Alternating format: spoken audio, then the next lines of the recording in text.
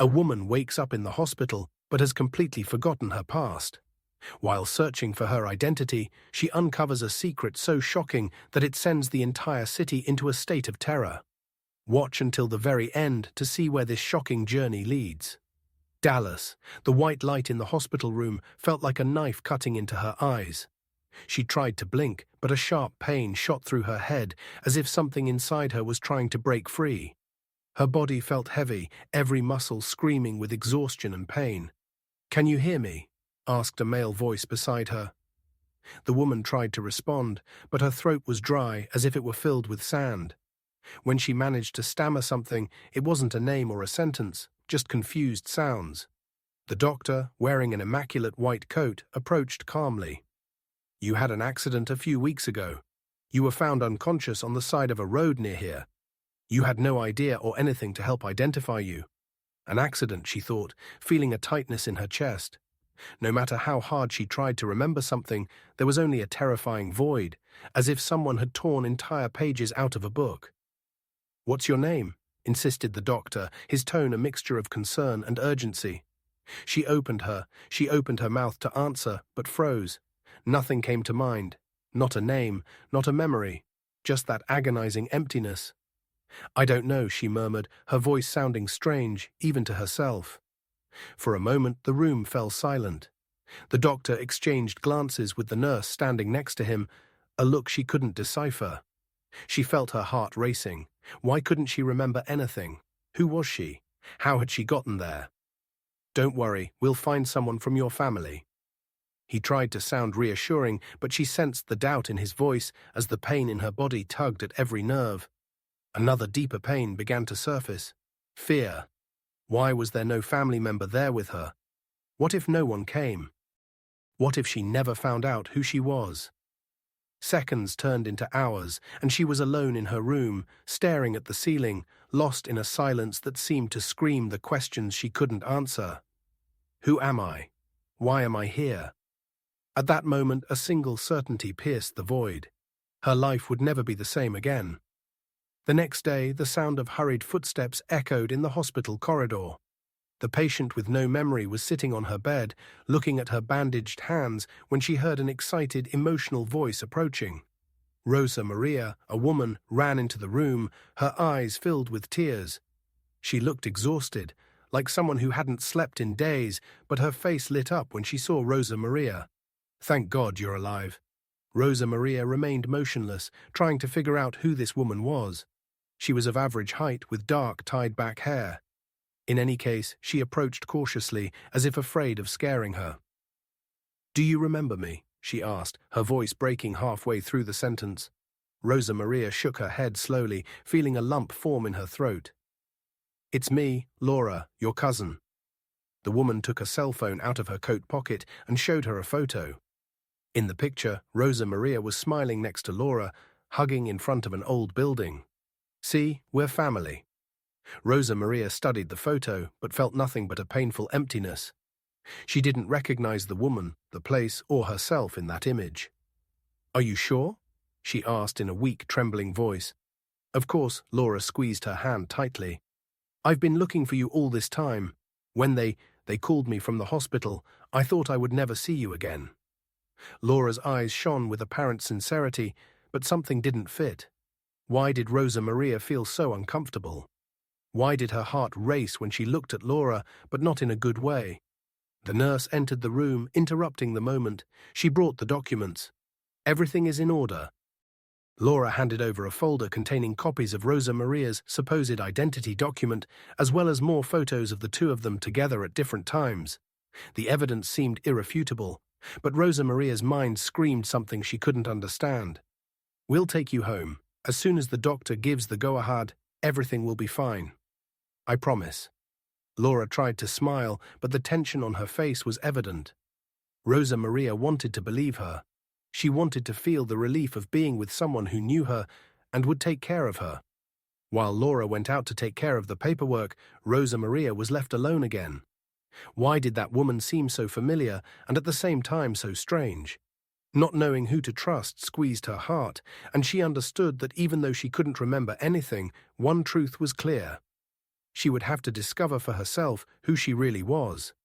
Sitting in the hospital bed, Rosa Maria felt Laura's words echoing in her mind. They carried a weight, as if each one were another brick in the wall of confusion surrounding her missing head. She whispered, trying to process the information for weeks. Laura nodded with eyes full of sadness, pulled up a chair to sit next to Rosa Maria, and held her hand firmly. It was as if you had evaporated. Laura took a deep breath with her voice breaking. After you left Miami, no one heard from you.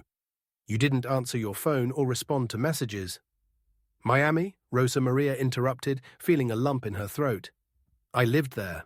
Laura nodded again, swallowing hard. Yes. You work as a volunteer nurse in a community in need. You always said you wanted to make a difference, that helping others was your mission. Laura paused, trying to smile. But there was something broken in her expression. That's something I've always admired about you. Rosa Maria wanted to believe it. She wanted to feel that those words made sense, but all she felt was an overwhelming emptiness, a hole that swallowed any attempt at hope. Why didn't anyone find me sooner? She asked, her voice heavy with pain. Why did it take so long? Laura looked down as if the answer were a burden she didn't want to bear. I did everything I could. I talked to the police, to your friends, but you know how these things are. They said you were an adult, that maybe you had decided to disappear. Decided, Rosa Maria felt anger rising, mixed with despair. Why would I do that? No, I don't know, Rosa Maria, Laura replied, tears running down her cheeks. All I know is that I never stopped looking for you. And when I got the call from the hospital, it was like a miracle. The word miracle echoed in the silence of the room, but to Rosa Maria, it seemed anything but a miracle. Why couldn't she remember Miami? Why couldn't she recognize herself in the woman Laura was describing? Do you remember anything? Laura asked carefully, as if afraid of the answer. Rosa Maria closed her eyes, trying to force some memory, some feeling that would connect her to the past. But all that came was darkness and a strange feeling, as if something were out of place. When she opened her eyes, Laura was still watching her, full of expectation. No, I don't remember anything. Laura's face filled with pain, but she quickly wiped away her tears and tried to compose herself. It's okay. It will take time, but you will remember, and I will be here by your side to help you. For a moment, Rosa Maria wanted to believe it. She wanted to cling to the idea that Laura was her anchor in that sea of uncertainty.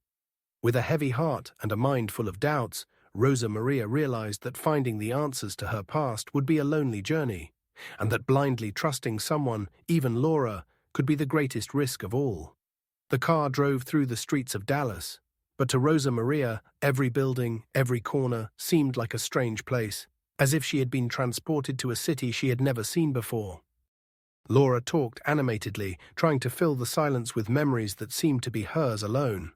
This is where you always bought your fruit. You loved that market. Laura pointed to a small market by the road. Rosa Maria looked at the place but felt nothing. There was no spark of memory, not even a feeling of familiarity, just a void that seemed to grow with every word Laura said. When they arrived at the house, Laura parked the car and got out quickly, eager to show her the place. We're here. We're home. Rosa Maria hesitated before getting out of the car.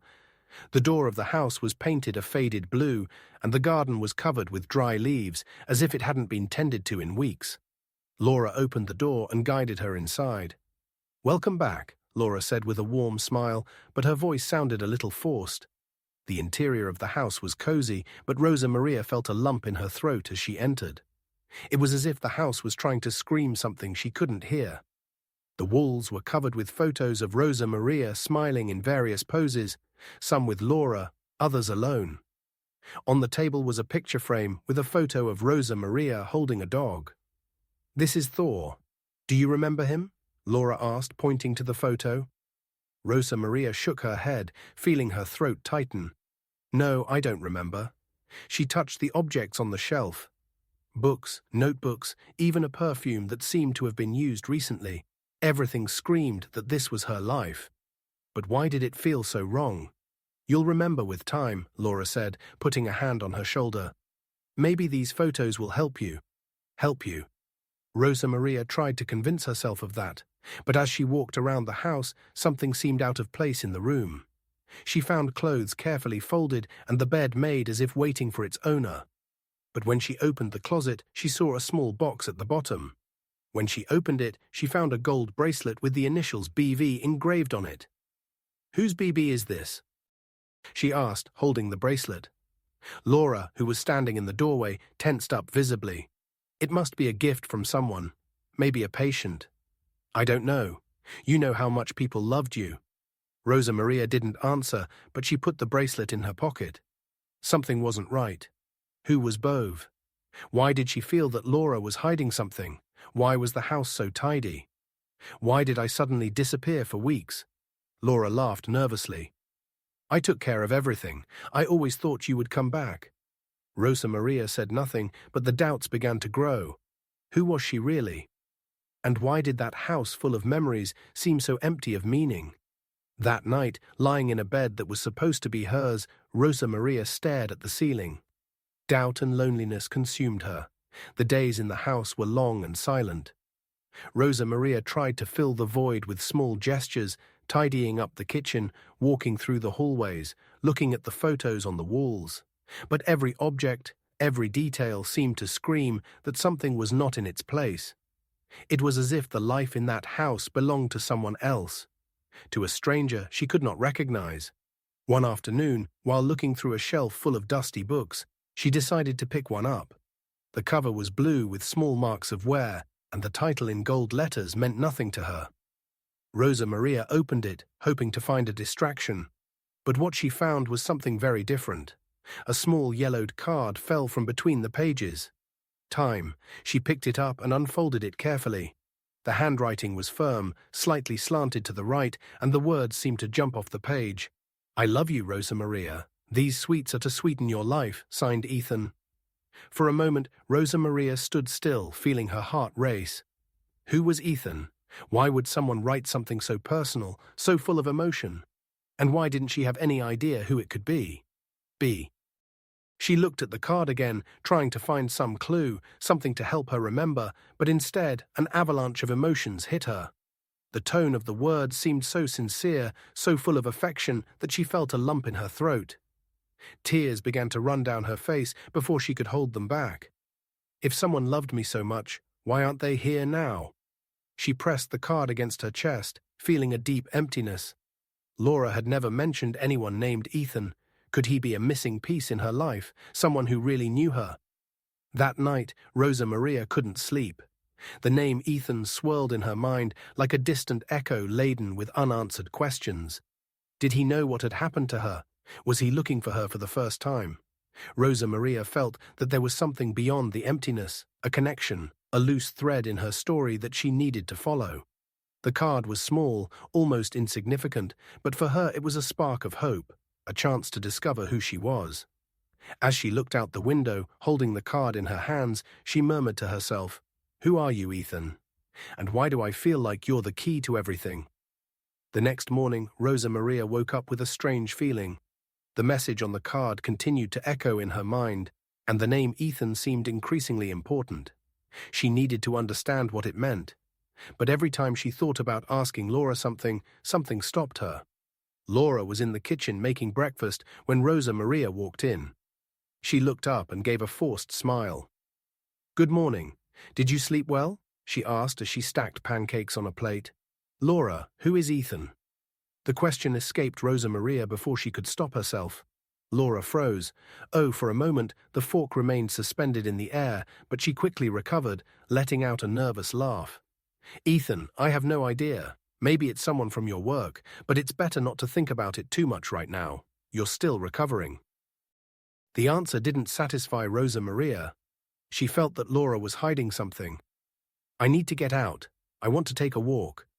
"Get some fresh air," said Rosa Maria, changing the subject to test Laura's reaction. Laura immediately put down her fork and approached Rosa Maria, taking her by the shoulders. "No." Her voice came out louder than expected, and she took a deep breath before continuing, trying to sound calmer. "I mean, it's not safe out there. Dallas can be dangerous, especially for someone in your situation," Rosa Maria tried to argue. I'm not going far. I just want to walk a little.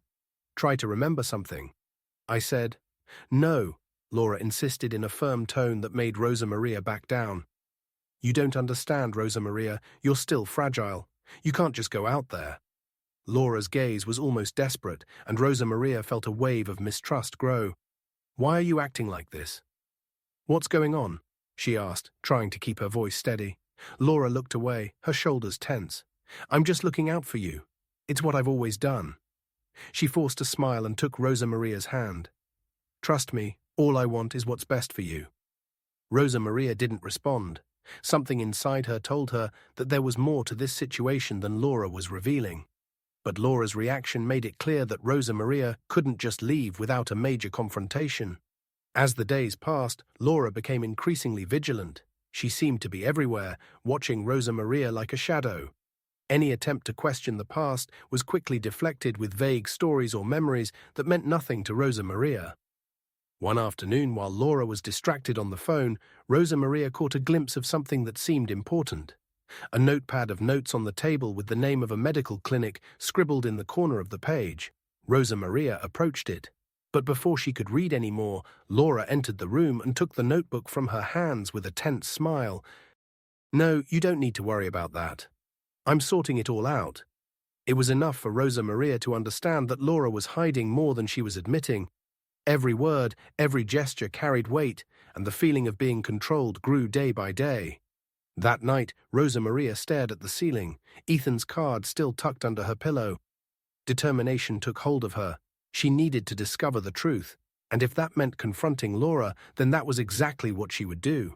Why was Laura so afraid of Rosa Maria leaving the house, and what else was she hiding? The decision to leave home was made in a moment of quiet courage, but Rosa Maria's heart pounded like a drum as she walked through the gate. She knew Laura would not agree, that she might even follow her, but something inside her screamed that it was necessary. Ethan's card with the message was in her pocket, beat like a drum as she crossed the gate. She knew Laura would not agree, that she might even follow her, but something inside her screamed that it was necessary. Ethan's card with the message was in her pocket, like a talisman guiding her steps. She held the address of the candy store written on a piece of paper. The name Love Sweets seemed to echo the mystery that surrounded her. The walk there was tense at every corner. It seemed like a challenge, but she finally arrived. The store was small, with a simple window display decorated with red ribbons and glass jars filled with colorful candies. Rosa Maria entered, and the little bell on the door rang softly. A woman behind the counter looked at her curiously. "Can I help you?" asked the friendly employee. Rosa Maria hesitated for a moment, but then showed her the card. This card was sent by someone named Ethan. Do you know him? The woman looked at the card, and her eyes immediately lit up. Yes, Ethan is a frequent customer. You're Rosa Maria, right? That name is written on the card. The woman's words were like a blow. Rosa Maria nodded, swallowing hard. Where can I find him, please? It's important. The employee hesitated, as if evaluating the situation, but seeing the desperation in Rosa Maria's eyes, she gave her the address. When Rosa Maria arrived at the place, it was a simple house with a small porch covered in vines. She rang the bell with her heart racing. A few seconds later, the door opened, revealing a man. He was tall, with messy brown hair, disheveled hair, and eyes that conveyed a mixture of relief and sadness. Rosa Maria whispered, almost in disbelief. She took a step back, confused and cautious. Ethan came down the porch steps and stopped right in front of her. My God, you're alive. Unable to contain his emotion, he hugged her. Rosa Maria stood motionless, stunned by the intensity of the moment. When he finally let her go, his eyes were shining with tears. I thought you'd never come back to see you. I looked everywhere for you. I went to hospitals, searched the internet and newspapers, called people, went to the police, but they said they couldn't do anything. An adult woman can only be considered missing after weeks. His voice was heavy with pain, and when you disappeared, I knew something was wrong. Rosa Maria looked at him, trying to put the pieces together. You're Ethan? She asked in a trembling voice. He paused, confused. It's me. Don't you remember me? Rosa Maria bit her lip, tears welling up in her eyes. She shook her head. No, I don't remember anything. not even you." Her words hit him like a punch in the stomach. He was speechless for a moment, his face marked by pain. "What do you mean, no?" Rosa Maria asked, her voice breaking. "It's me, Ethan, your boyfriend." Rosa Maria looked away, fighting back tears. "I don't know who you are. I don't remember anything before I woke up in that hospital, or who I am, or where I come from." Ethan ran his hand through his hair, visibly affected. He tried to get closer but stopped, respecting her space. "Rosa Maria, this can't be true. We had plans. You were investigating something very dangerous, but you never forget the important things. You would never have forgotten me." "I want to remember," she said, her voice breaking. "I swear I want to, but when I look at you, I feel nothing." Those words left him speechless, as if all the air had been sucked out of the room. He felt his eyes fill with tears, but he took a deep breath, trying to stay calm. "They did this to you?" He muttered more to himself than to her. "That clinic, they erased you. They erased me?" asked Rosa, confused. Ethan looked at her directly, his pain now mixed with anger. "Yes, they took you away from me, and I know you don't remember anything." Rosa Maria took a step forward hesitantly. "I need to understand what happened to me. I need to find out who I was." Ethan looked at her, and his expression softened. "I'm going to help you. No matter how long it takes, I'm going to help you remember." She felt something stir inside her, a threat of trust, perhaps. Just maybe he was the person who could guide her to the answers she was looking for. "Thank you, Ethan," she whispered for the first time, saying his name as if it were familiar. Although distant, Ethan intended with renewed determination, "I'm going to get you back to yourself, Rosa Maria. I promise." Ethan took a deep breath, as if preparing for what he was about to say was a monumental effort. "You were investigating something very dangerous. There was a complaint against the clinic where you worked. There were rumors that they were involved in horrible things. Medical malpractice, corruption, things you couldn't ignore." Ethan's words were like a punch to the stomach. Rosa Maria tried to process what she was hearing, but her mind was in chaos. "I don't remember any of that." Ethan put his hands on her shoulders, his voice full of urgency. "You were a brave woman, Rosa Maria, but I think someone did everything they could to silence you. And now that you're here, we need to find out the truth." Those words echoed in Rosa Maria's mind as silent tears ran down her face. Finally, there was a piece of truth amid the chaos, but also a new burden to bear. Who had done this to her, and why? When she returned home that night, Rosa Maria's world seemed to have changed. She knew Ethan was an important part of her life, but she still didn't trust herself. There were many questions and few answers, but one thing was certain. She needed to find out what had happened and who she really was. And to do that, she would face any obstacle, even Laura. The next day began with anxiety. Rosa Maria had decided to meet Ethan again. Even though that meant disobeying Laura's insistent instructions, now that she knew more, there was no turning back. She needed to discover the truth. At Ethan's house, the atmosphere was heavy. He seemed reluctant, as if he were thinking about whether or not to reveal what he knew. "Are you sure you want to hear this?" he asked as he placed a folder full of papers on the table. Rosa Maria stared at him, her eyes fixed on the folder as if it were a door to everything that was lost in her mind. "I need to know, Ethan, even though it hurt." He sighed and opened the folder. "These documents are copies that you yourself obtained, Rosa Maria. They are reports, contracts, messages. Everything points to a pattern of negligence and corruption at the clinic where you worked." Ethan began to spread the papers on the table, pointing out the details.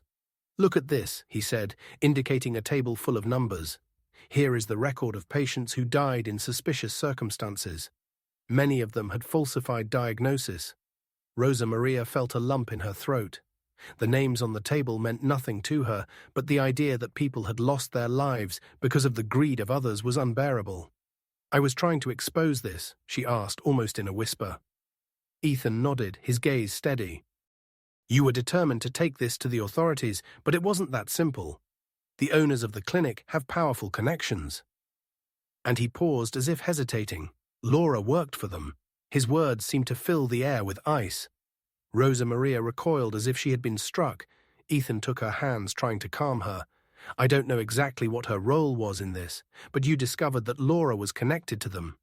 She knew what was going on, and well, you thought she was trying to stop you.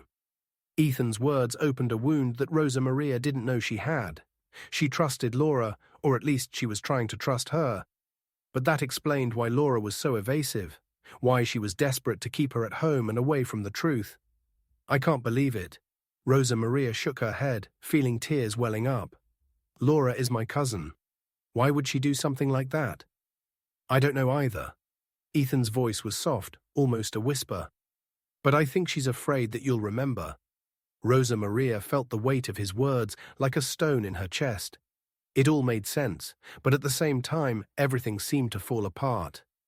She looked at the documents again, as if trying to find answers among the letters and numbers, but there were only more questions. Why was Laura involved? How far did the clinic's corruption go? And what did she really discover that put her in danger? Ethan held her hand firmly. You were brave, Rosa Maria. You knew this was bigger than you, but you didn't give up. Now you need to decide if you want to continue this fight. Ethan's words echoed in Rosa Maria's mind as she looked at the papers. Although she didn't remember who he was, she felt that Ethan was right. Something inside her knew that running away was not an option. I'll continue, she said firmly, but I need to do it my way. Ethan's eyes sparkled with what seemed to be a mixture of relief and pride. You never gave up. As Rosa Maria prepared to confront Laura and discover the truth, she knew she was just beginning to unravel the dark secrets that had destroyed her life. Despite all the pain, she felt something she hadn't felt in a long time. Hope. Rosa Maria waited until the afternoon to confront Laura. Laura was in the kitchen, the smoke from freshly brewed tea wafting through the air. Rosa Maria entered with firm steps, holding Ethan's card and one of the documents he had shown her. Laura, I need to talk to you. Her voice was low, but it carried a tension that was impossible to ignore.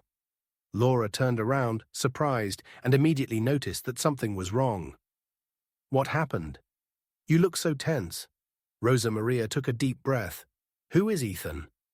Laura's expression changed instantly. Her eyes narrowed, and she placed the cup in the sink with exaggerated care. Why are you talking about him again? Rosa Maria held the paper tightly, trying to remain calm. I met him. He told me things about me, about my work, about you. For a moment, Laura's face seemed to harden, but she soon let out a short, nervous laugh. Of course, he told you. That's the problem with Ethan. He always has a story ready. No matter what happens, you know him? Rosa Maria asked in a tone that sounded accusatory. Laura crossed her arms and sighed deeply as if preparing for a speech. Rosa Maria, he's not who you think he is. Ethan is a con artist. He approached you in the past because he knew you were kind, generous, easy to manipulate. He never really loved you. He just wanted your money. Laura's words were sharp, with a tone that was both disturbing and manipulative. He showed me documents. Proof that he was investigating the clinic. He said, you work for the owners.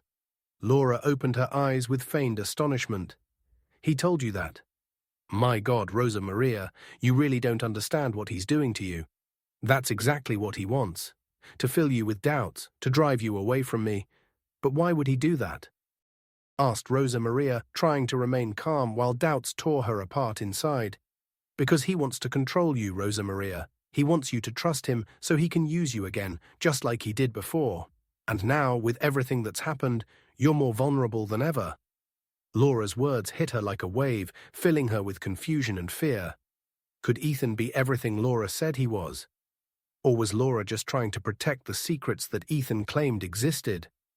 I don't know who to believe. Rosa Maria's voice broke, and she pressed her hands against her forehead, trying to organize her thoughts. Laura approached, trying to appear comforting, but there was something calculated in her movements. Believe me, I'm your family, Rosa Maria. I always have been. You may not remember it now, but I've always been by your side. Rosa Maria looked at her with eyes full of tears. Part of her wanted to trust Laura. She wanted to believe that she was the only person who really cared about her. But Ethan's words echoed in her mind, creating a chasm that seemed impossible to bridge. That night, while Laura slept in the next room, Rosa Maria lay awake, staring at the ceiling. Her heart was torn between fear and the need to discover the truth. If Ethan was lying, why did the pieces of the puzzle seem to fit?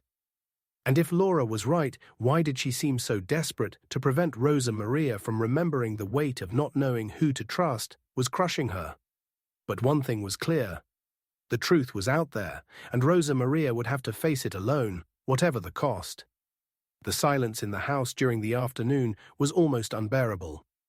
Laura had left, leaving Rosa Maria alone with the promise of returning soon. But Rosa Maria knew that this was her chance. With a heavy heart and attentive eyes, she decided to explore the house in search of answers. As she walked through the hallways, every detail seemed stranger. It was as if the whole house was full of secrets hidden in plain sight. Photos, furniture, objects, everything seemed to be carefully placed, but empty of meaning. It was in Laura's office that Rosa Maria found something different. The room had a dark wooden cabinet with a drawer that appeared to be locked. Rosa Maria searched until she found a small key on one of the shelves. With trembling hands, she opened the drawer and found a folder full of papers. As she leafed through them, the impact hit her like a wave. They were medical records, and the name at the top of several documents was hers. Rosa Maria Alvarez. "What is this?" she whispered to herself in a weak voice as her hands clutched the papers. There were medical reports, admission orders, and reports indicating that she had been admitted to a clinic shortly before her disappearance. The stamp at the bottom of all the documents was familiar, the same name of the clinic Ethan had mentioned. But what made Rosa Maria's heart sink was one of the reports, patient in sedated state for prolonged observation. "Sedated," she murmured as tears began running down her face. She continued to review the papers, trying to understand, but every word was like a stab in the heart. The report indicated that she had not been admitted for medical reasons, but under the justification of emotional instability. Rosa Maria couldn't understand it. It all seemed so wrong. At the bottom of the folder, she found something even more disturbing. A note signed by Laura. The handwriting was firm but familiar. "I authorized the admission of my cousin, Rosa Maria Alvarez, for psychiatric treatment due to concerns about her mental health." Rosa Maria felt the ground disappear beneath her feet. Laura had authorized this. Laura, who said she would take care of her, who promised to be her family, had signed for her to be kept in a place that seemed more like a prison than a hospital. Looking at the documents, fear was replaced by anger and sadness. The questions swirling in her mind were overwhelming. Why did Laura do this? Did she really believe that Rosa Maria was sick? Or was she trying to silence her? And what really happened at that clinic? Rosa Maria closed her eyes, trying to control her tears. But the truth was clear. Laura was not the person she claimed to be, and if she had been capable of lying about that, what else could she be hiding? With the documents in her hands, Rosa Maria felt something she hadn't felt in a long time.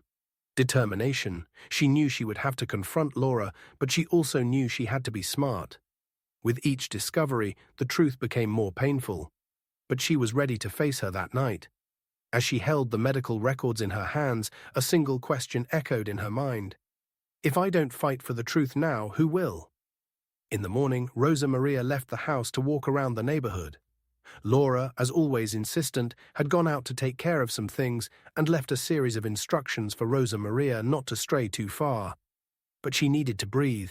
She needed distance from that suffocating house and the secrets that surrounded her as she walked through the narrow streets. And full of trees, she felt the curious glances of some neighbors.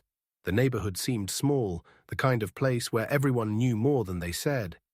That's when an elderly man sitting on a wooden chair on the sidewalk called her with a friendly smile. "Good morning, Maria," he said in a hoarse but friendly voice. "It's good to see you calmer today." Rosa Maria stopped, surprised by the comment. Calmer, as the man said. She adjusted her glasses and shook her head, as if trying to gather her thoughts. "Oh, excuse me. It's just that before I saw you looking very stressed, always in a hurry. And the last time I saw you, you seemed very upset. You were shouting and arguing with the woman who lives with you. She's your cousin, right?" Rosa Maria's heart began to beat faster. "When was that?" "A few weeks ago, I think," he replied with a thoughtful expression. "You were out here in front of the house. It seemed serious." Rosa Maria tried to stay calm, but her mind was racing. "And what did you hear?" The man hesitated, as if he were thinking about whether he should speak. Not much, but I remember you saying that you were going to tell someone everything, that you weren't afraid. Rosa Maria felt a chill run down her spine. The man shrugged. I don't know, young lady, but it seemed important. The other one, your cousin, was trying to calm you down. She said you were exaggerating. She seemed more concerned with silencing you than with solving the problem. The whole neighborhood talked about it that day. Rosa Maria swallowed hard, feeling the weight of his words. The fight mentioned by the neighbor was another piece of the puzzle that didn't make sense. What had she threatened to tell? It would be about the investigation at the clinic and why Laura was so desperate to stop her. Do you remember anything else? Rosa Maria asked, almost pleading. The man shook his head. Slowly, I only remember that you looked determined, as if nothing could stop you. It was inspiring in a way, but it also worried me. Sometimes too much courage can put us in danger. His words continued to echo in Rosa Maria's mind as she thanked him and returned home. Every piece of information that came out seemed to point in the same direction. Laura knew more than she was saying. As she entered the house, she smelled the familiar aroma of freshly brewed coffee. Laura was in the kitchen acting as if nothing had changed. But for Rosa Maria, everything was different. What was Laura trying to hide in that fight? And how far was she willing to go to keep her secrets buried? Rosa Maria knew that the answer to those questions could change everything. But the closer she got to the truth, the more she realized the price she would have to pay to reveal it. It was nighttime. Rosa Maria was sitting in the living room with the medical records she had found on the table. Laura stood near the window, looking out with her hands clasped, trying to appear calm, but Rosa Maria could see the nervousness on her face. We need to talk, Maria said in a voice laden with firmness and emotion. Laura turned slowly, her eyes showing a mixture of sadness and exhaustion. What? She asked with calculated calm. Rosa Maria held up the documents she had found from the clinic. Why did you sign? To have me admitted. Laura was silent for a moment, then let out a deep sigh and walked over to Rosa Maria, sitting down next to her. I knew this was going to happen, she said, shaking her head. You found things you don't understand. Rosa Maria, you're confused. No, Laura, I'm not confused, replied Rosa Maria, feeling anger rising inside her. What did you do to me? Why did they sedate me at that clinic?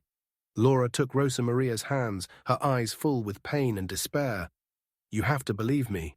I did this to protect you. Rosa Maria pushed her hands away, moving away. Protect me from what? Laura took a deep breath as if she were preparing a carefully thought-out argument. Ethan is dangerous. Rosa Maria tried to keep you away from me, to manipulate you. He wanted the family money. You don't remember, but I do. He made promises, talked about a perfect life, but all he wanted was to use you. Laura's words floated in the air like a slow poison. Rosa Maria looked at her confused, feeling the cracks in her confidence growing wider and wider. And the documents he showed me? Rosa Maria asked, staring at Laura. About the clinic, about the corruption. He said you were involved. Laura opened her eyes wide, feigning surprise. My God, Rosa Maria, you really don't understand how manipulative he is. He makes up stories to control you. Those things he showed you are lies. He just wants to turn you against me, so you'll depend on him. Rosa Maria felt a lump in her throat. Laura seemed so sincere, so convincing, and yet something inside her refused to believe it. And why didn't you ever tell me about him? She asked, her voice trembling. Laura paused, as if carefully choosing her words, because she knew it would only confuse you more. You're vulnerable, Rosa Maria. I didn't want to overwhelm you. Tears began to well up in her eyes, from Laura's eyes, and her voice broke. I've always taken care of you. When you lost your parents, I was there. When you didn't know what to do with your life, I supported you. All I want is your well-being. Laura's words pierced Rosa Maria like knives, tearing her heart apart. It was true that Laura had always been there for her, but at the same time, the doubts remained. If Laura was telling the truth, why did everything seem so wrong? What if Ethan was the liar? Why had she never mentioned his name before? While Laura cried and tried to convince Rosa Maria of her loyalty, Rosa Maria realized that she was caught in a web of manipulation. For the first time, she felt that the only way to discover the truth was to trust herself. That night, while Laura slept, Rosa Maria remained awake, staring at the ceiling. Laura's words echoed in her mind, but something inside her told her that was not the whole truth. If Laura was willing to manipulate, how far would she go to hide her secrets? The silence of the house seemed to amplify Rosa Maria's thoughts. Lying in bed, she stared at the ceiling, but her mind was elsewhere, immersed in questions that seemed endless. The documents she had found, Ethan's words, Laura's evasive explanations. It all formed a knot that was impossible to untangle. When she closed her eyes, a wave of exhaustion enveloped her. But this time, something different happened deep in her mind. Something began to emerge, as if a lost piece of her history was trying to come to light. She saw a cold room with walls as white as ice. She felt paralyzed, as if she couldn't move her arms or legs. Distant voices echoed around her, male and female, but the words were indistinct, like whispers in the wind. Then an image took shape. It was Laura's face, but not like the loving cousin she knew. Laura had a hard expression, her eyes fixed on her, as if she were about to say something important. Suddenly, Laura's voice emerged, clear and sharp. "You don't understand, Rosa Maria. It's for your own good." The phrase echoed in her mind, repeating itself until it turned into a silent scream. Rosa Maria woke up with a start, her heart racing. The room around her was dark, but she felt as if she were still in that other place, the cold, soulless room. She ran her hands over her face, trying to calm her breathing, but another fragment of memory struck her. This time it was clearer. She was in a hallway, lit by bright lights, holding a folder. She seemed to be talking to someone, but she couldn't see that person's face. Then a male voice echoed, "Are you sure you want to go through with this? It's not safe." And as if it were the response of another version of herself, she heard her own firm and determined voice. "Someone has to do something." Rosa Maria felt her stomach tighten. Although she didn't fully understand what it meant, she knew it was connected to the investigation Ethan was talking about. But even so, Laura's face in that cold room continued to haunt her. The next morning, as she looked at Laura in the kitchen, Rosa Maria felt a chill. Her cousin's familiar face now seemed to carry a shadow she couldn't ignore. "Are you okay?" Laura asked with a forced smile. Rosa Maria nodded, but her mind was racing. What did Laura mean by, "It's for your own good"? And who were the other voices in that cold room? Later that day, Rosa Maria sat in Ethan's small living room, her eyes fixed on the cell phone he held in his hands. The tension in the air was almost visible, and the silence between them was only broken by the sound of the wind hitting the window. Ethan, with a serious expression, took a deep breath. Before speaking, he said, "Rosa Maria, before you disappeared, you came to me. You said you were discovering things." He paused as if the words were difficult to say, as if they were too dangerous. Rosa Maria felt a chill run down her spine. She looked at him, her hands trembling slightly. "What did I say, Ethan?" He looked at her with eyes full of pain and guilt, as if he had been carrying a weight for too long. "You recorded an audio message. You said that if anything happened to you, I should use it to bring everything to light." "An audio message," whispered Rosa Maria, almost unable to believe it. Ethan nodded, took his phone, swiped the screen for a few moments, and then found the file. Before pressing the play button, he looked at her once more. "It's important that you listen to it. But it may be difficult." Rosa Maria nodded, her heart racing. Ethan pressed the button, and suddenly his own voice echoed through the room. It was serious, urgent, and full of urgency. "Ethan, it's much worse than we imagined. People died in that clinic.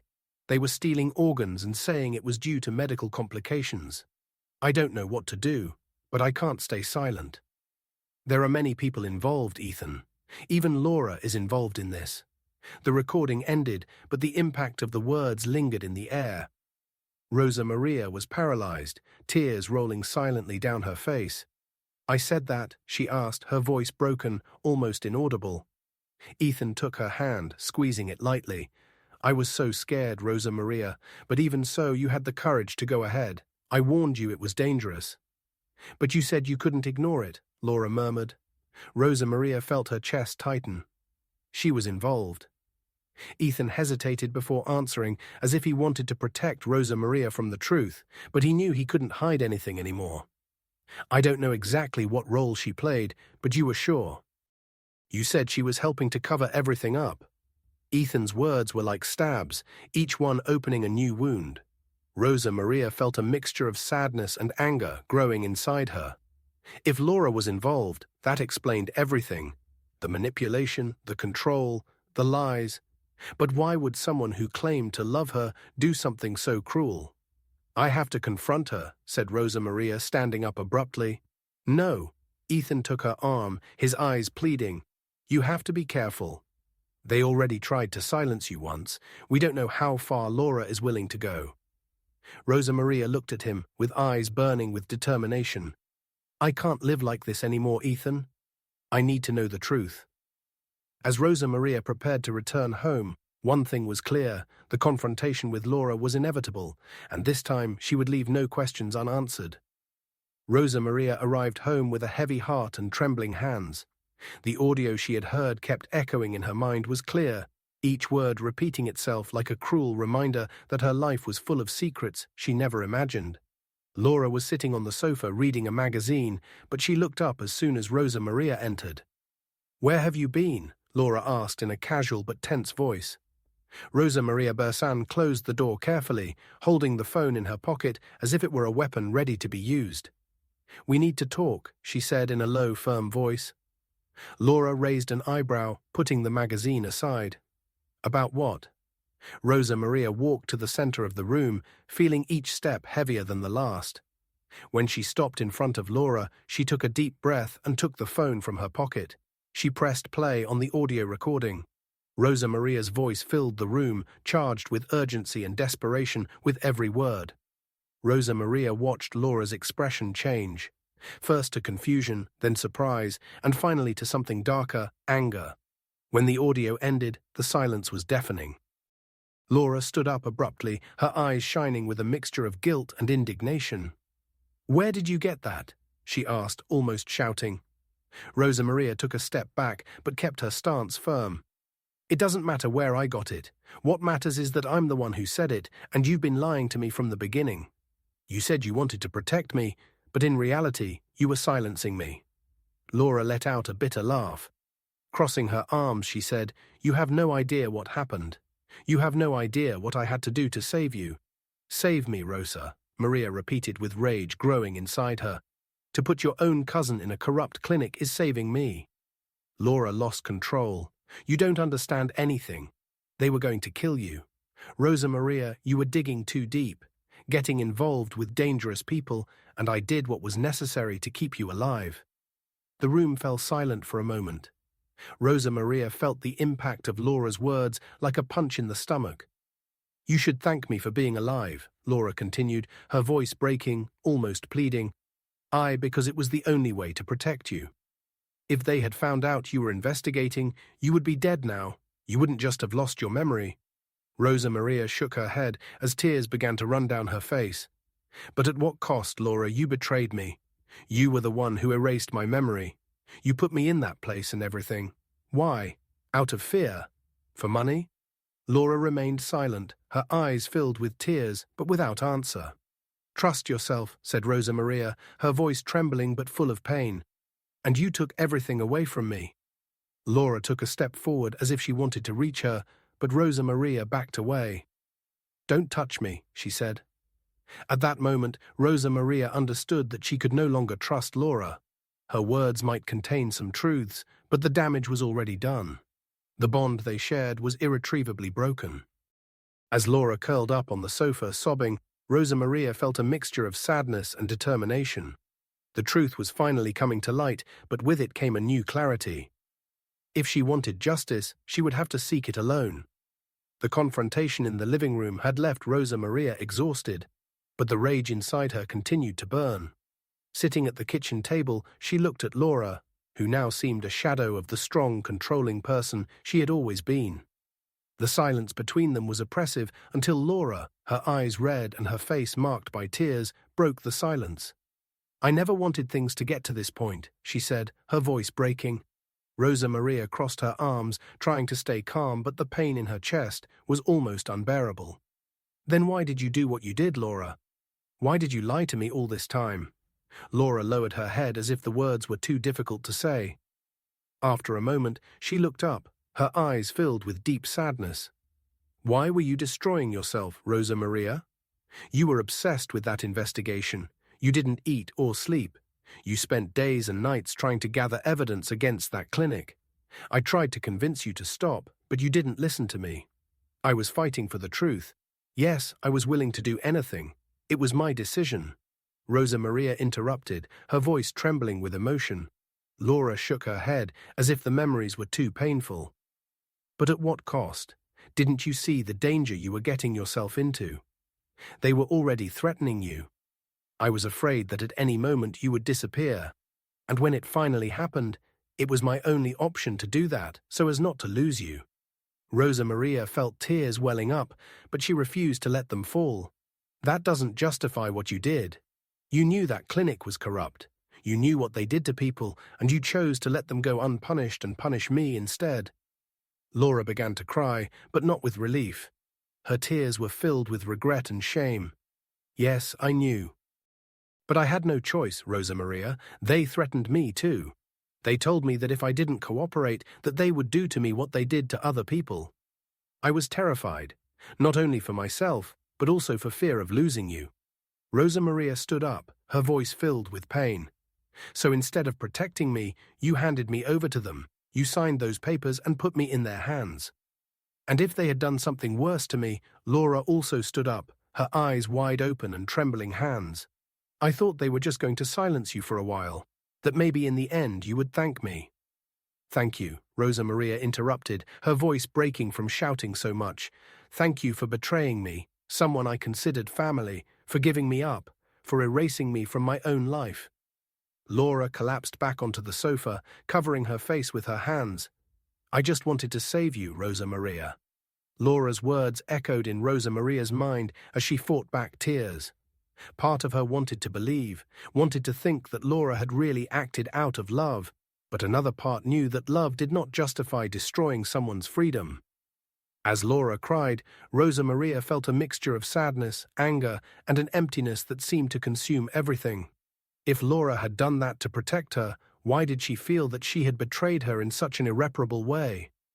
Rosa Maria left the kitchen without saying another word. She knew that Laura's actions had been driven as much by fear as by love, but now only one certainty remained. She could trust no one else. Ethan's living room was quieter than ever. The light from the lamp cast shadows on the walls, but the atmosphere was heavy, almost suffocating. Rosa Maria sat on the sofa, her heart racing, while Ethan took the documents he had promised to show her out of a folder. Her the day before. You have to see this, he said in a low, serious voice, handing her a stack of papers. Rosa Maria held the documents with trembling hands. As she read the first one, a chill ran through her body. It was a medical file with her name on it, but the details were terrifying. Patient kept in a state of controlled sedation for an extended period. Memory-enhancing drugs induced coma, false psychological evaluation to justify psychiatric hospitalization. Rosa Maria allowed with a mixture of disbelief and fear. Ethan nodded, his eyes fixed on her. They used that as an excuse to keep you there. It wasn't for treatment, Maria. It was to silence you. She continued to review the documents, each one revealing something more disturbing than the last. In one of them, a handwritten note said, "Procedure under analysis, subject ready for transport." "Teapot?" Maria asked in a barely audible voice. Ethan took a deep breath before answering. "This is where it gets darker. There were rumors that this clinic was involved in organ trafficking. The people who went in there never came out. They told the families it was medical complications, but she paused as if she needed courage to continue. They planned to do that to you." Rosa Maria felt the air escape from her lungs. Her hands clenched the papers so tightly that the edges began to crumple. "Are you saying that on top of erasing my life from my head, they were going to kill me?" she asked, her voice breaking at the end. Ethan nodded, his eyes filled with sadness and anger. "You were a threat, Rosa Maria. You knew too much. They had to make sure you would never talk to anyone." Ethan's words hit her like a punch. Suddenly, flashes of memories began to flood her mind. The cold room, the distant voices, the feeling of being trapped in her own body. Everything made sense now. She stood up abruptly, the documents still in her hands.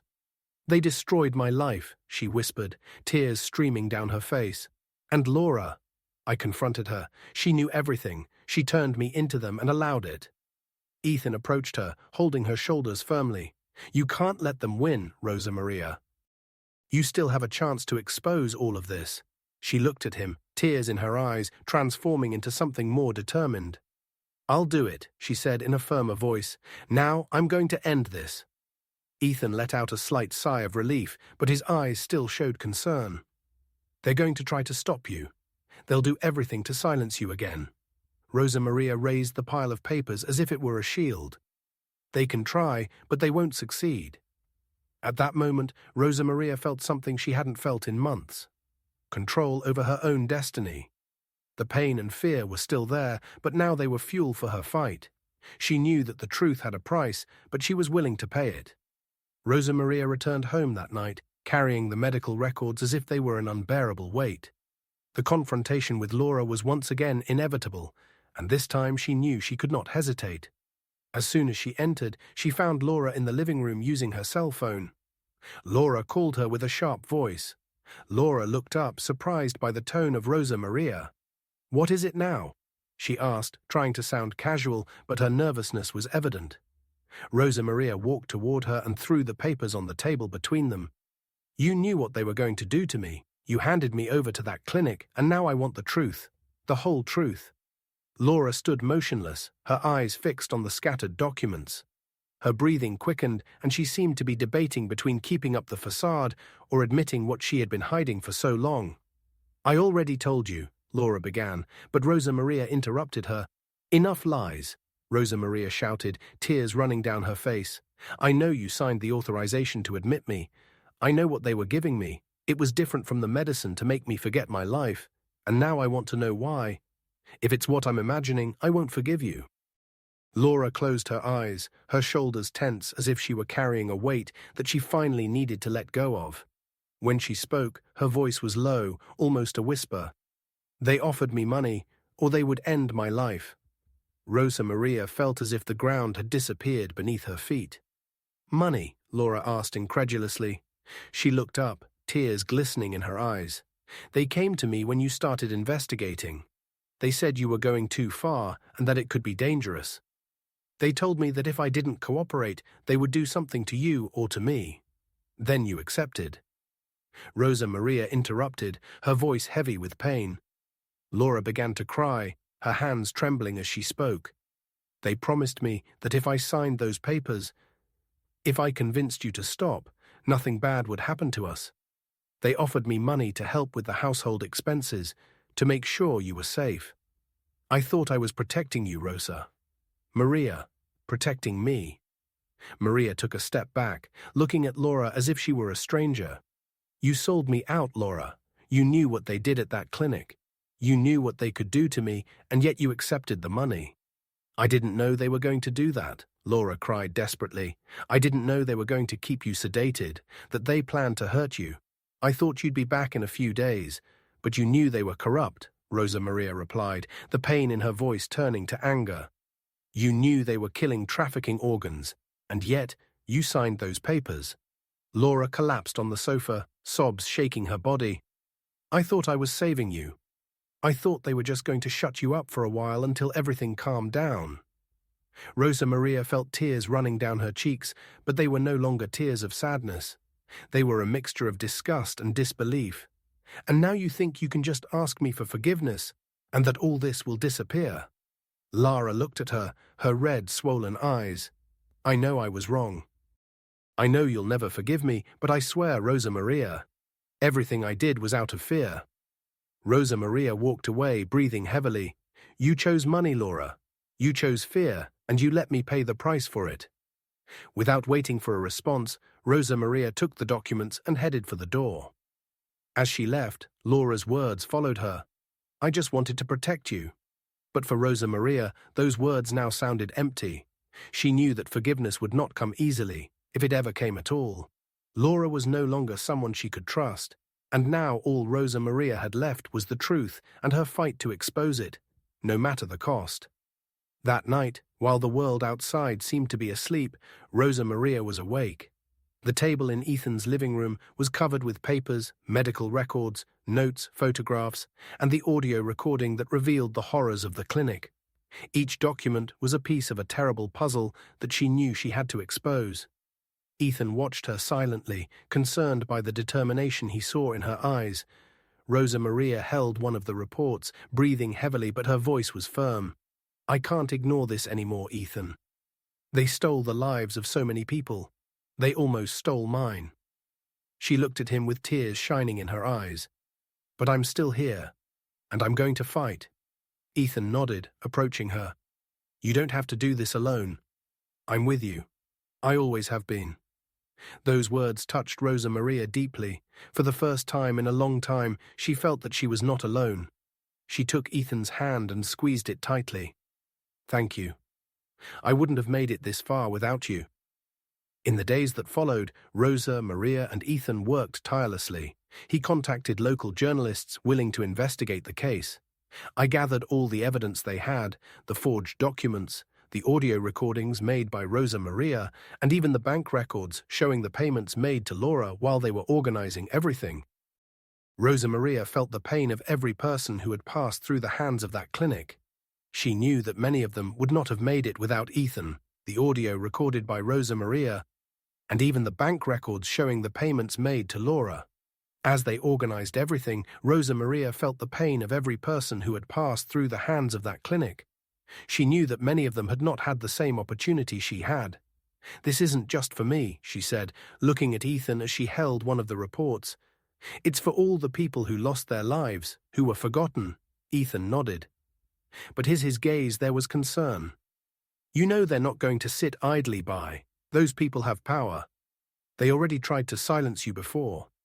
"Before they try again," she replied, her voice full of determination. "I'm not going to run away." They decided to go to the authorities with the evidence. Rosa Maria knew the fight would be long, but she was ready. On the way to the office of a prosecutor who agreed to review the case, she looked at Ethan and whispered, "I just want the truth to be known." "The truth?" He took her hand again, a gesture that said everything words could not express. When they handed the documents to the prosecutor, Rosa Maria felt a weight lift from her shoulders, but she also knew that this was only the beginning. The threats would come. Fear would try to overwhelm her, but she would not give in. As they left together, Ethan looked at her with a discreet smile. "You are the bravest person I have ever met," he said. Rosa Maria smiled back at him.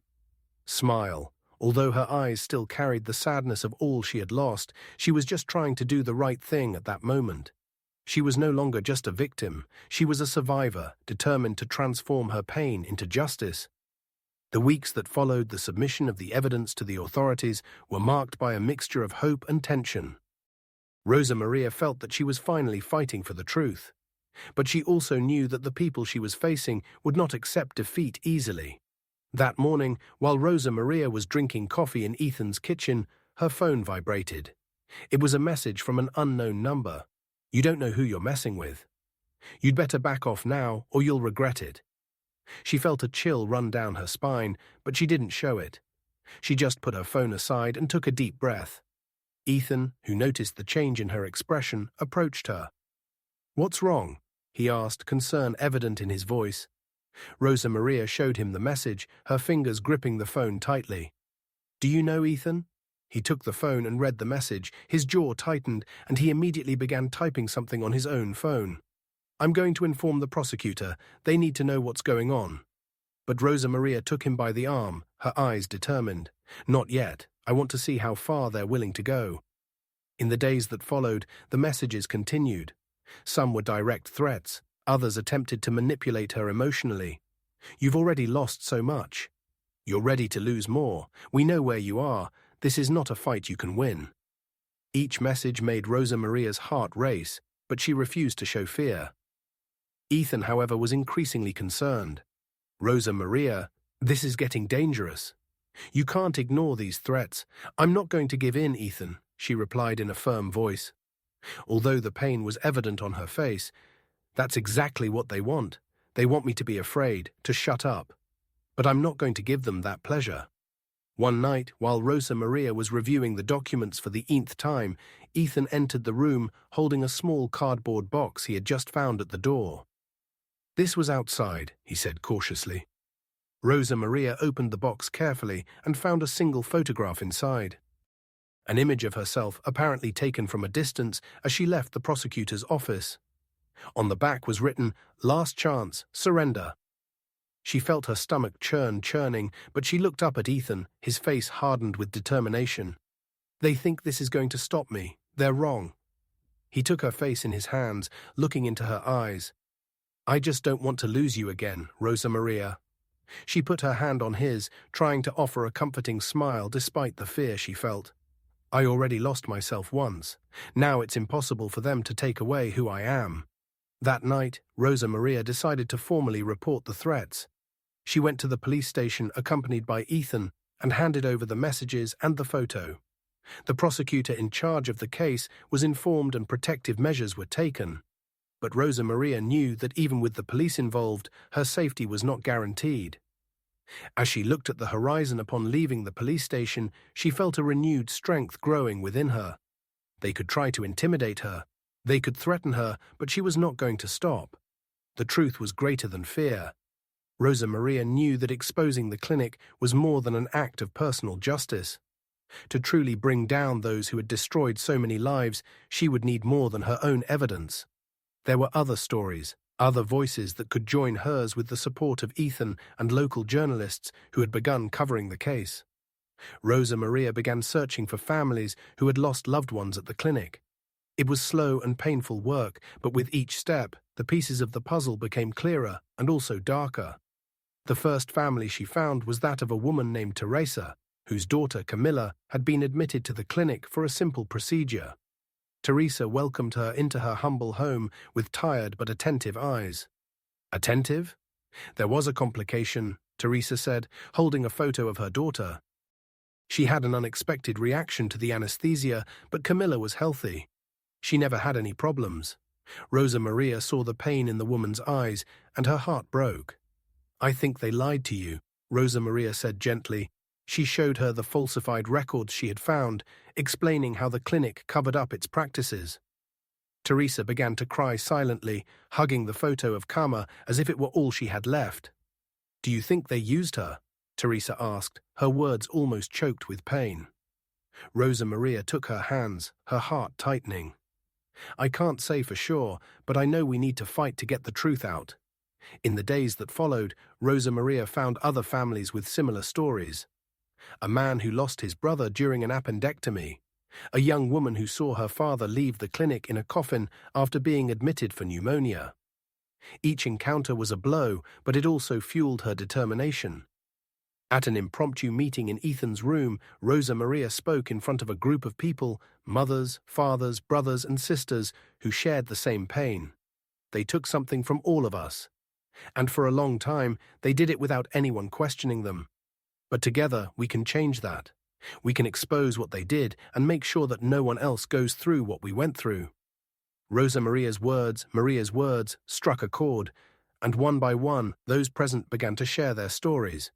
The pain that filled the room was almost palpable, but at the same time there was a sense of unity that none of them had felt before.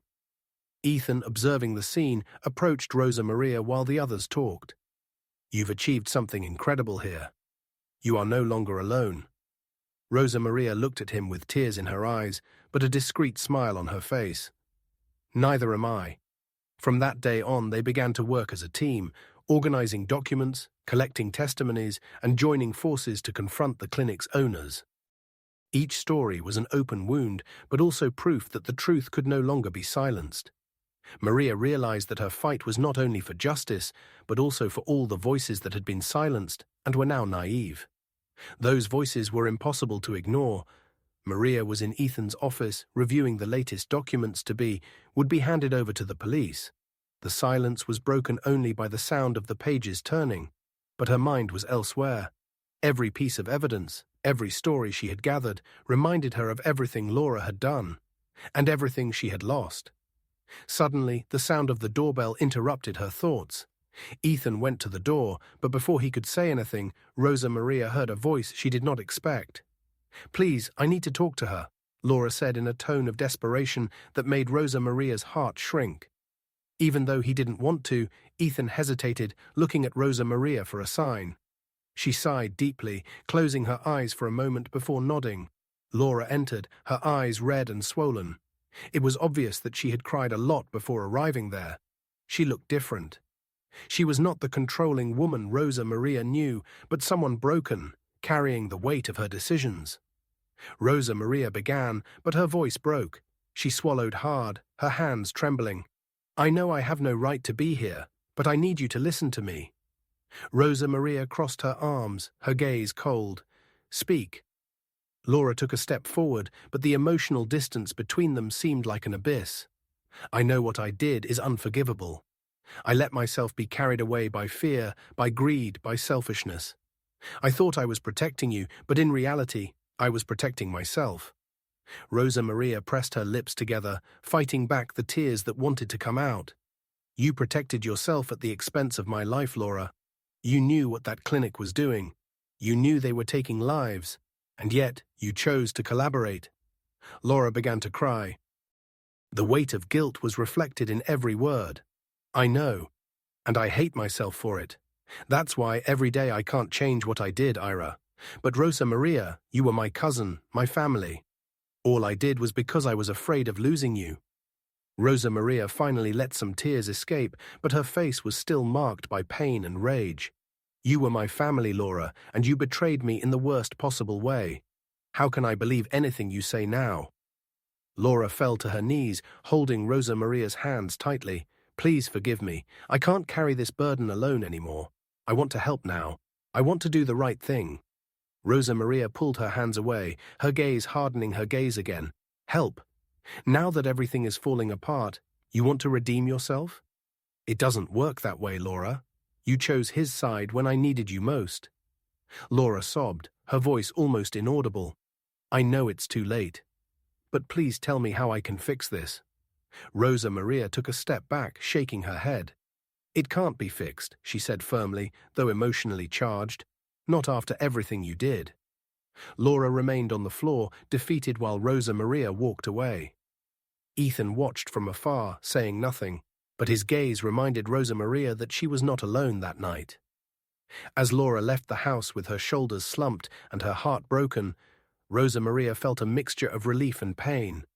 She knew she had to move on, but also that she would carry the wound of that betrayal forever. Some bonds, no matter how strong they may seem, cannot be restored, and sometimes moving on means accepting that not everyone can be saved. It was a cloudy afternoon, and Rosa Maria was in Ethan's office, organizing the documents that would be presented at a press conference scheduled for the following week. Each piece of evidence was a step closer to justice, but also closer to danger. "Is everything in order?" Ethan asked as he entered the room with 2 cups of coffee. He placed one next to Rosa Maria, smiling slightly in an attempt to ease the tension in the air. She smiled back, but the worry was evident in her eyes. "Yes, but I know they're watching us, Ethan." "I'm sure they're planning something." Ethan tried to reassure her. "We'll be fine. They're running out of time and options." Which makes them more careless. Rosa Maria nodded, but the knot in her stomach remained. That night, Ethan went out to buy some things at the store and insisted that Rosa Maria stay home, saying he needed to clear his head. She hesitated but eventually agreed. As he walked back home, Ethan noticed he was being followed. A black car was slowly driving down the deserted street. Its headlights dimmed as if trying not to attract attention. He felt the urge to speed up, his heart pounding. Then it happened. The car suddenly accelerated. The sound of the engine broke the silence of the street. Ethan turned around, and in a desperate reflex, he tried to run to the side, but he wasn't fast enough. The impact threw him against the side truck, and he rolled on the ground, feeling the pain spread throughout his body. The car disappeared as quickly as it had arrived, leaving Ethan bloodied and breathless on the sidewalk. "Rosa Maria," he murmured before losing consciousness.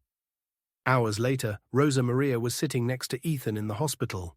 He was awake, but with his arm in a cast and the bruises on his face telling the story of what had happened. "You could have died," Rosa Maria said. "All this because they want to silence us," she said, her voice full of emotion.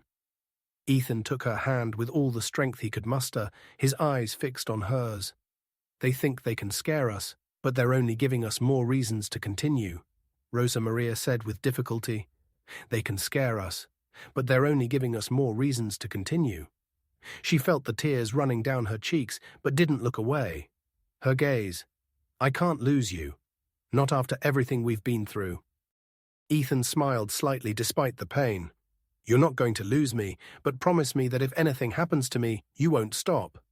"Don't say that," protested Rosa Maria, squeezing his hand tightly. "Promise me," insisted Ethan in a firmer voice. She took a deep breath, wiped her tears, and nodded. That night, as Rosa Maria watched Ethan sleep in the hospital, something inside her changed. The attempt to run him over was a clear message. The clinic owners were willing to do anything. But instead of backing down, Rosa Maria felt her determination grow stronger. They could try to eliminate them, but they couldn't erase the truth. If Ethan was willing to risk his life for justice, Rosa Maria would do the same. The fight was far from over, but now she knew that nothing, not even fear, would make her give up. After weeks of tireless work, Rosa Maria was finally ready to bring her story to the world. With the support of Ethan, the victims' families, and the journalists who believed in her fight, a press conference was organized. It was the last chance to transform years of corruption and silence into a cry for justice. The venue chosen was a small room in a community center, but the strength of the evidence and Rosa Maria's courage attracted more attention than she had expected. There were television cameras, local reporters, and even some national networks present. Ethan helped her organize the documents on a table as she tried to control her nerves. "You can do this," he said, taking her hands. "Everyone here wants to hear the truth, Rosa Maria." She nodded, feeling the weight of the moment. The physical and emotional scars she carried with her seemed to hurt more than ever, but they were a reminder of why she was there when she stepped onto the small makeshift stage. Rosa Maria took a deep breath. The flashes of the cameras lit up the space, and she felt exposed but ready. "Good afternoon," she began, her voice trembling but firm. "My name is Rosa Maria Alvarez, and today I am here to talk about a truth that has been hidden for too long." The room fell completely silent as Rosa Maria began to tell her story. She spoke about the clinic, about the victims who had lost their lives, about the falsified files and the cruel practices. These people trusted that they would be cared for, but they were betrayed. The clinic that was supposed to save them destroyed them. Rosa Maria paused, feeling tears welling up, but she continued, "I was one of them. They tried to silence me, to make me disappear. But today I am here to make sure that this never happens to anyone else." She showed the documents, the falsified medical records, the audio she had recorded before disappearing. Each piece of evidence was a blow against those responsible for the clinic, and the audience was visibly moved. "This is not just my fight. It is the fight of all the families who lost someone, of all the people who were deceived." When she finished speaking, the audience began to applaud, but Rosa Maria could barely process the moment. As she stepped off the stage, she felt the embrace of a mother who had lost her son at the clinic. "Thank you for not giving up," said the woman, crying. At that moment, Rosa Maria understood that her courage had inspired others. She was no longer alone. As the cameras continued to record the moment, she knew that the fight was far from over. But now the truth was finally in everyone's hands. They tried to silence her, but Rosa Maria found her voice, and with it brought hope to those who had lost everything.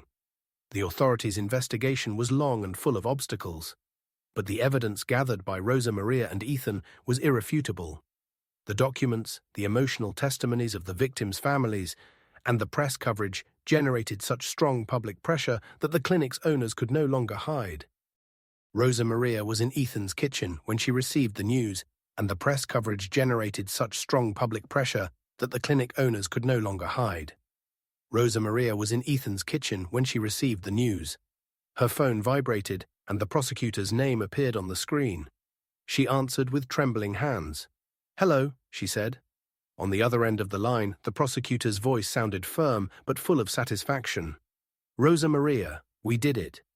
They were arrested this morning. Everyone involved is in custody and will face charges of corruption, negligence, and homicide, including Laura. The words echoed in her mind like a relief that had seemed impossible to achieve until that moment. Rosa Maria dropped the phone on the table and covered her face with her hands, letting the tears fall uncontrollably. Ethan, who was next to her, quickly approached. "What happened?" he asked, concerned. Rosa Maria looked at him, her tears now accompanied by a trembling smile, shaky smile. "They arrested them, Ethan. They finally arrested them." He said nothing. He just hugged her tightly as Rosa Maria broke down in tears. It was as if all the weight she had been carrying in her chest was finally beginning to ease, albeit slowly and painfully. On television, the news began to spread. The images of the clinic owners being escorted by police caused a nationwide commotion. Reporters detailed the crimes from the falsified records to the organ trafficking that Rosa Maria had helped expose. Later that day, Rosa Maria received an unexpected visit. It was Teresa, the mother of one of the victims. She was holding a small photo of her daughter in her hands, and when she saw Rosa Maria, she burst into tears. "Thank you," Teresa said, her voice breaking, "for having the courage to fight for her, for all of us." Rosa Maria hugged her, and they both cried together. "They won't give us back what we lost, Teresa. But maybe now we can find a little peace." The days that followed were a mixture of relief and reflection. Although justice was being served, Rosa Maria knew that the pain of the families would never completely disappear, nor would hers. "You did something incredible," Ethan said as they walked together on a sunny afternoon. "Not just for yourself, but for so many people who needed a voice." Rosa Maria stopped, looked at the horizon, and took a deep breath. "I didn't do it alone, but for the first time in a long time, I feel like I'm becoming who I was again." And in that moment, she understood that her journey was not only about justice. It was about transforming her pain into strength, her struggle into hope, and her past into a future that could inspire others to never give up. The months following the arrests were a period of reconstruction for Rosa Maria. Justice had been served, but the void left by the memories of everything she had experienced remained a constant weight. Every day was an effort to reconnect with who she was before, with the purpose that had guided her before her life was taken over by darkness. One morning, while tidying up the kitchen, Rosa Maria saw the box where she kept the few objects that had been recovered from the time she was missing. Among them was a photo of her dressed in her nurse's uniform alongside a group of volunteers in an isolated community. She took the photo and she felt a wave of emotion. It was as if that version of herself was lost, but also calling her back. "Maybe it's time to start over," she whispered to herself. In the days that followed, Rosa Maria looked for institutions and projects that helped communities in need. She soon found an organization that offered free medical care in remote villages. The work was simple but meaningful. On her first day, when she arrived at a small community, she was greeted with shy smiles and curious glances. A mother approached with a child in her arms, and Rosa Maria bent down to examine him. "He's fine. He just has a slight fever." "We'll take care of that," said Rosa Maria with a smile, feeling a comforting familiarity in that moment. As she worked, she felt something she hadn't felt in a long time. Peace. It wasn't just about healing bodies, it was about restoring a part of herself. Every patient she helped, every hand she held, seemed to adding another brick to the reconstruction of her soul. Ethan accompanied her whenever he could, helping behind the scenes and making sure Rosa Maria had everything she needed. One afternoon, as they rested under a tree, he watched her silently. Before speaking, he said, "You've found your place again, haven't you?" Rosa Maria smiled. Looking at the village in front of them, she said, "I think so. It's not the same as before, but maybe it's even better." "Better?" Ethan asked, surprised. She looked at him with eyes shining with a new serenity. "Because now I know what it means to lose everything, and that makes me want to help those who have nothing of even more." That night, as she wrote in a journal she had started to keep track of her experiences, Rosa Maria felt a peace she hadn't felt in years. Every word was proof that her pain had been transformed into something greater, a force that guided her to do good. She knew the scars would always be there, but now they were part of who she was, a woman who found purpose in rebuilding, in loving others, and in fighting for hope. The case against the clinic was closed. The arrests, the public outcry, and the support of the families had brought justice. But the weight of the struggle still hung over Rosa Maria and Ethan. They both knew it was time to look ahead, to leave the past behind and start over. One sunny afternoon, as they walked through a park in Dallas, Ethan took Rosa Maria's hand and looked at her with a gentle smile. He was thinking, maybe it's time to move, to leave this city and everything that happened here behind. Rosa Maria stopped walking and looked at his face. There was something hopeful in his eyes, a promise of tranquility that she could barely imagine, but deeply desired. "Where do you want to go?" she asked, almost afraid of the answer. Ethan smiled and shrugged. "Somewhere where we can start over, a town, maybe something simple, far from all this mess." The idea seemed so distant from the life she knew, but at the same time so right. Rosa Maria squeezed his hand, feeling a warmth that made her believe that a different future was possible. "Let's do it." A few weeks later, Rosa Maria and Ethan found a small town in the mountains. It was a charming place with simple houses, dirt roads, and people who greeted each other like old friends. Their arrival was met with curiosity, but also with warmth. Ethan began working at a small local business, helping to organize inventory and deliveries. Rosa Maria, for her part, found a new purpose at the village health center, offering medical care to those in need.